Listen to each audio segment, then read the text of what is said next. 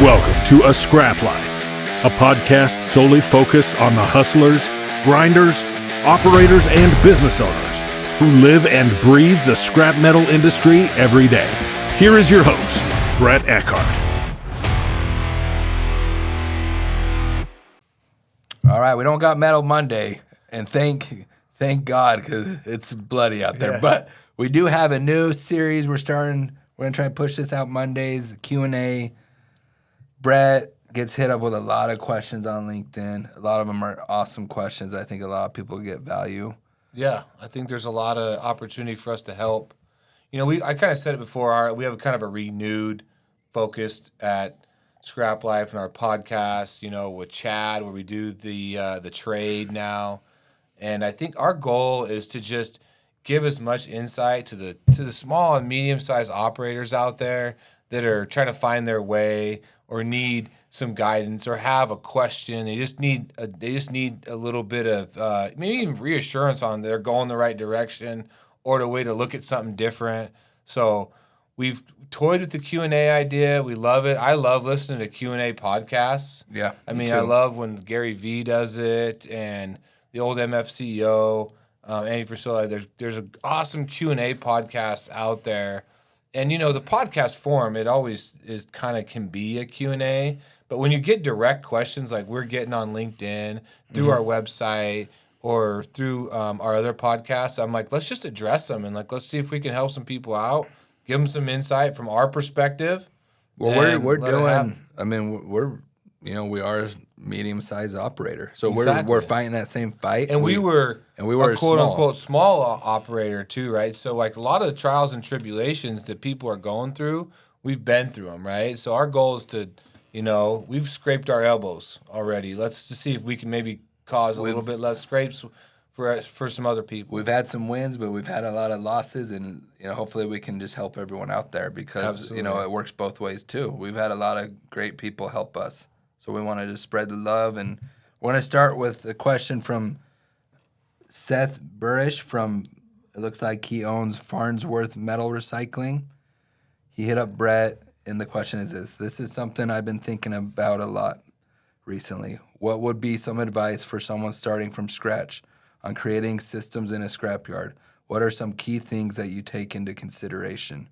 So I take this question, we get this question a lot. When you have one yard, you're fairly green, what are the steps to put your processes into place? And to me, it also goes into this, like, what is the first major move to do in a 1 yard brand new I think scrapyard? when we were going, and this was ahead of my time, so this was when I was young, we had a little recycling center, part of our business, right? So if I go all the way back and put myself in those shoes, the first evolution of our business was establishing a covered recycling center, a place where you could get your customers in. You had a system where you could unload them, you could weigh them. They were out of the weather for 10 minutes, right? And you could you had your bins and your boxes organized by grade. So you had your old sheet, your 95, your clean 63, your XYZ wire. And so your first system is just how to unload your customer and make it convenient for your customer, right? I think that's the most important. If you're trying to build a customer base, right? So before we start building internal systems, our goal is to attract customers to our facility, make them make it as convenient and as clean and as organized as you can. Everybody starts from a different spot. You could just have a dirt corner lot, right? Figure out a way to make that the best customer experience you can with the tools that you have. That's the system number one that I think as a small operator, your advantage is your speed. Yes. It's speed over everything because they can go to a big operator who's got 10 trucks in line, cars, and they might get paid a little bit more money, but you're going to pay for that time, right? You're going to be in line. You got to go through the system, their system. You've got to maybe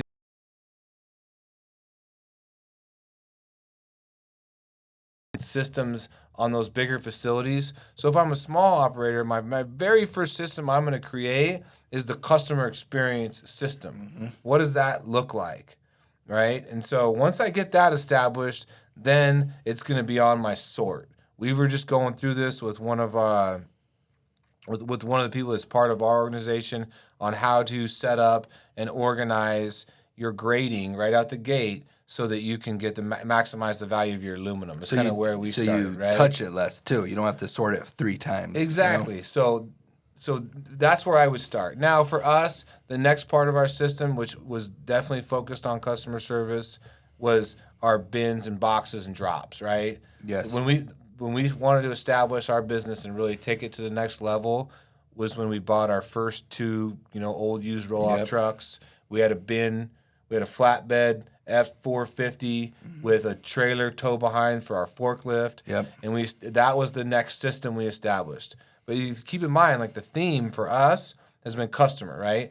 How do you attract the customer? For us, we knew we had to go get the scrap. Once we could only attract so many with our retail facility, the next thing we knew, the next level was to go attract it with the ability to drop bins and boxes. Then you're hitting the businesses more. So you're taking care of your local traffic, which could also be businesses, correct? Which will be businesses, and we learned that here in Boise when we opened the Boise yard. And this is what I'll say: when you set up these systems, you're gonna probably do it different 3, 4, 5 times. Here, anyone that's been into our Boise facility, we tried to make that a drive-through, like our Caldwell one. Yeah. It just didn't work. Like, it wasn't set up that way, so we had to make a quick decision to just change it back. But that took a 5-minute decision. I didn't have to run it through a boardroom, to do that. Just your customer focused was the part, right? Yes. Like you're trying to grow a business, you got to grow your customer base. So you're trying to establish what is going to give me an advantage with the customer that my competitors don't have. And if pricing and volume isn't one of them, then you better figure out what the next thing is. And it's probably convenience, time, customer experience, cash.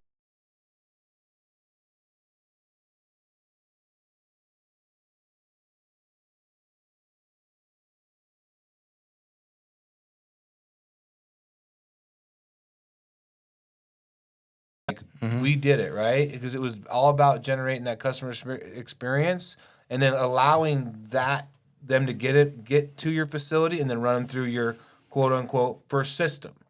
I think down the road we then established, our converter processing, right? So we said, okay, now that was our first in-house, I would say, system that we built. How we're gonna get converters, how we're gonna get them from A to B, process them, make it efficient, and then distribute. One thing I do I'm going to go back like a step. Please think about this when you're trying to establish your customer base, and even on the commercial and the bins and box. One thing that I feel like we took us too long to do was the software component. We were still running Excel, hand entering tickets into QuickBooks. At the time, there wasn't nearly as many options as there are today. Yeah. But there's some really good softwares out there that can make that customer experience, and from a system standpoint, and really get you established and it keeps your buy and sell organization helps protect organized. your it helps company. Protect you. You can put systems in place.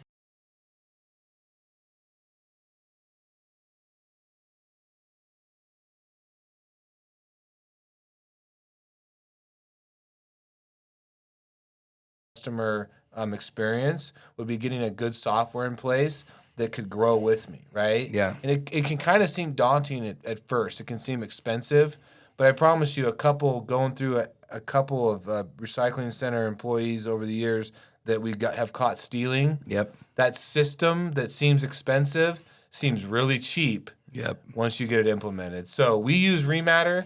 We've used Scrapware before. And I think we've had success with both. Yeah. And I implore people, it may seem expensive, but don't hesitate to put software in place when you're getting going, especially when you go from 1 yard to 2.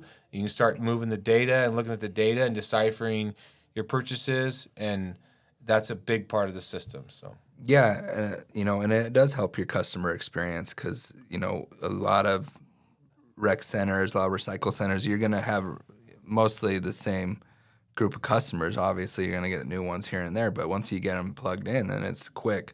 And then it's also quick for the purchase side where I can go look at these big purchases and I can just pull up the pictures of all the material. And it makes me feel good. I'm like, oh, okay, well, there's that.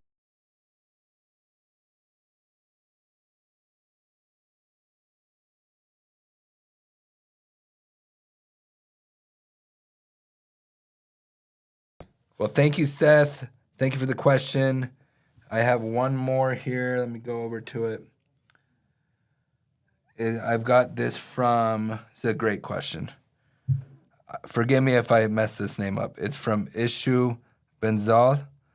What steps do you take to continuously improve your ability and stay motivated in achieving your goals? Hashtag never stop learning. I love the hashtag. I love this question. Brett. I feel like he has the answer to a certain extent in the hashtag, right? It's a lot about humbling yourself and putting yourself in a position to always be learning something new. But I think what keeps me motivated is I established early on what I was going to do with my career. I think a lot of entrepreneurs go through these cycles. Well, I'm going to do this, and then that worked or it didn't work. I'm going to do this and do this. I always knew generally what I was going to do. So then it was just a matter of figuring out like how a way to do it my way that was going to enable me to keep the love for the business, right? I've always been a process guy. I shared this with my son this morning. I dropped him off at the bus stop early, my high school kid, because he has school early. I can drop him off on the way to work. And it was a coach talking about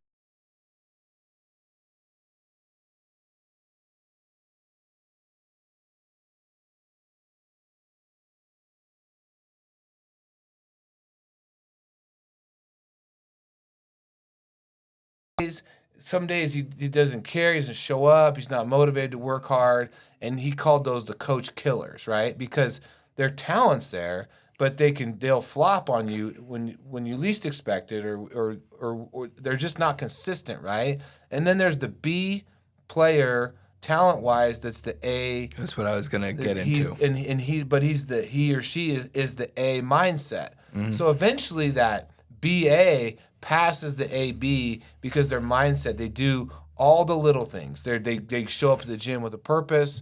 They work on individual things that are going to make them better. So they may not be able to jump out the gym. They may be a little slower, or they may not be as tall, or whatever the case may be. It depends on the sport. But their mindset is what pushes them eventually past the AB guy, and then that BA guy is a real big part of your team.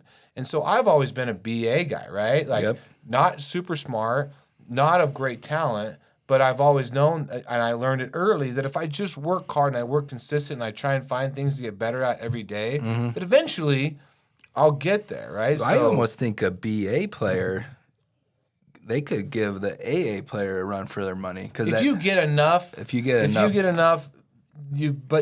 there's something about DNA that's fucking hard to beat. Right? Yes, that's true. If you're 7 foot, if you're Cooper Flagg and you got a 7 whatever wingspan, and you can have a 40-inch vert, and you're 18 years old and you're out there playing against NBA guys and having success, DNA is a mother. Like you're not gonna fucking compete against DNA, right? That's true.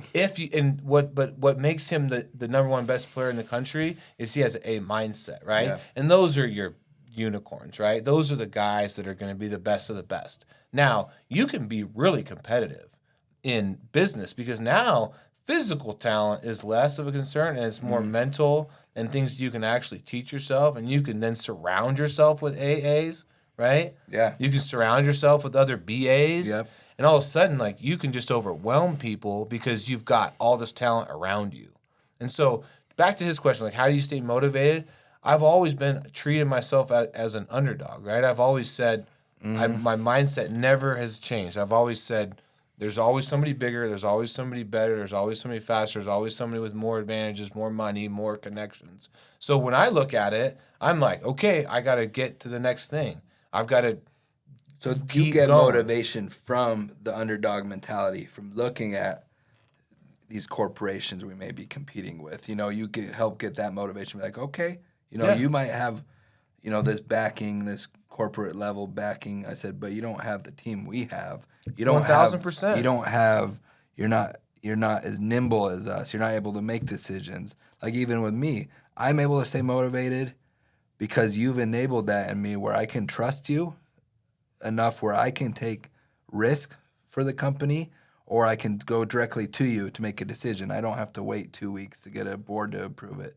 Yeah. And also, when you think about motivating, like it's motivating because you're allowed to make decisions, right? Yes. And I think that's the motivation that, from my standpoint, is I put myself in a position where I can make decisions, and I put myself in a position where I've enabled other people to make decisions on my behalf, right? And so then we all get to collaborate and keep our motivation level stays high because we're all leaning on each other and we're building something. So like my motivation comes from showing up every day, seeing people fucking put it on the line and making decisions and trying to build something. So then who am I if I don't show up with the same mentality and say, well, fuck, like what's my part in it, right? Well, now I got to do this and I got to do this and I got to do this. And now I've got to figure out how to build and grow so that the ladder keeps growing. Because how do you motivate yourself is you grow, right? How do you motivate other people? You build the ladder so that they can grow. And all of a sudden, you're all kind of firing on each other. You're all in a good way, all cylinders. So my motivation comes from I know what my why is. I know what my purpose is. I know what I was going to do. So then now it's just I got to carry a big-ass chip on my shoulder around with me, right? And we got to figure out as a team how to get there. How do we get there? How do we get there? And it's not going to be like a rise to the top. It's going to look like a roller coaster. 100%. And so the other thing is, and I think it's super important, is I don't read a bunch of negative shit. I don't listen to it. I don't read it. Yep. And I focus on like A, how do I get better? And B, like what good is going to come out of this? Like tariffs, for example, in the market, right? And I'm like, yep, it's bad. It fucking sucks. Copper's lost $1, right? Yeah. $1 in 3 days or 3 4 days, right? Yep. Like PGMs are getting smoked. Everything looks like, but just like anything, every fucking rainstorm, the rain's got to stop. It doesn't rain for fucking 2 years. At some point, the rain stops. And then what's available, right? That's when the sun shines. So I'm trying to figure out what the sun's gonna look like when it comes up and the rain stops. So that's what I think about. That's what I focus on. And I don't fucking sit around and poo-poo about shit. I fucking shit and go sideways. We fucking shift and we move and we go. And I don't sit around and read negative. You don't fill your brain. That's because what you fill your brain with is gonna ooze out at you too. So if you listen or hang out or do a lot of negative shit, like it will trickle into every other aspect of your life, not just work. That will trickle into your family life and all that. So doing that, like being mindful of that, if you're listening to this and you got a negative attitude and you know it, just start there. Listen to some positive podcasts. Grab a positive book. I promise, like just that will really, like, you'll read it and you'll be like, oh, duh. Like, everyone knows that. But once you start to reiterate it and bring it to the front of your mind again, that's really where you're going to help create more success for yourself as a professional, as a father, or whatever, or your team. And your team could be your family, whatever it is. Whatever it is, your coworkers, your family. Yeah. Encourage others to be positive. Surround yourself with other positive people. Read positive shit. Fucking take action. Like the other motivating factor is a lot of people fucking read about a lot of things, but they don't take any action. And I posted something the other day. Action is what is the antidote to anxiety. So if you're feeling anxious and you're feeling like you need to do something, but you're not doing it, then you're just creating a bunch of anxiety, which can then create negativity. And so if you're like, God, I ate like shit yesterday, I had too many beers, fucking you're sitting around, you're feeling kind of like a fat blob on a Sunday, go fucking for a jog. Yeah. Like, it's amazing. Yeah. Like, you do something active and try and counteract if you had a negative, outcome on something. Because you can't change the past, everybody. It's done. So go do something good. Like, I think that's one of the biggest, like, hacks is if we made a bad buy or we got a, bad deal, then we fucking put that one aside and we go try and make a good one. And we learn from it. You don't hide from it. Yeah. Like, I think our team, we You don't just wallow in your shit. You don't wallow in it, but you use it to teach people. And also, if you make a good buy, you also move on. Because, like, you can't get too high or too low. Because there's been many times where I'll call Brett, and I'm like, we got that big account. We got it. And then we lose another big account. I'm like, so I try not to get too high or too low.